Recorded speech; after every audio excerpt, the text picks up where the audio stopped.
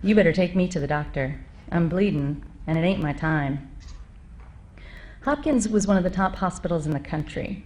It was built in 1889 as a charity hospital for the sick and poor, and it covered more than a dozen acres where a cemetery and insane asylum once sat in East Baltimore. The public wards at Hopkins were filled with patients, most of them black, and unable to pay their medical bills. David drove Henrietta nearly 20 miles to get there, not because they preferred it, but because it was the only major hospital for miles that treated black patients. This was the era of Jim Crow.